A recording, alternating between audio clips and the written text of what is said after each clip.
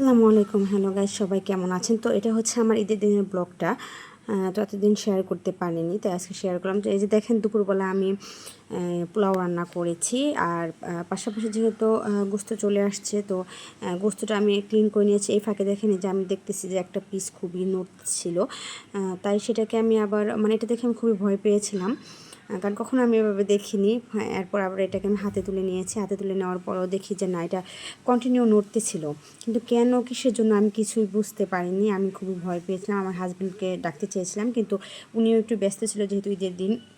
আর দেখেন, এটাকে আমি একটা ফ্রিজে নিয়েছি, কিন্তু এরপরেও এরকম নড়তে ছিল কন্টিনিউ।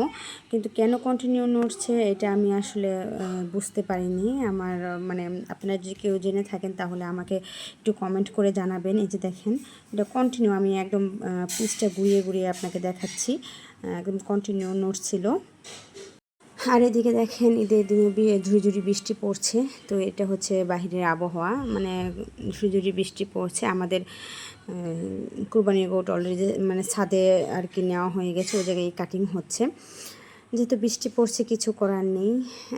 এরপর দেখেন, আমি অলরেডি এই যে একদম গোস্তটা একদম সুন্দর করে মশলা দিয়ে মাখিয়ে এরপর বসিয়ে দেবো, কারণ আমি প্রতি ঈদে এরকমভাবে করি। আমি একদম সকল মশলা দিয়ে একদম মাখিয়ে তারপর আমি তরকারিটা রান্না করি, কারণ আমার মনে হয় যে না, এটাই পারফেক্ট রান্না। আমি জানি না, কিন্তু আমার কাছে খুবই ভালো লাগে।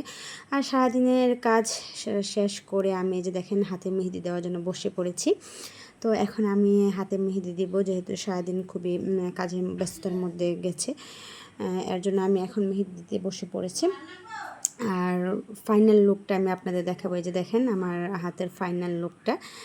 তো সবাইকে ঈদ মোবারক, সবাই ভালো থাকবেন, সুস্থ থাকবেন। আসসালামু আলাইকুম।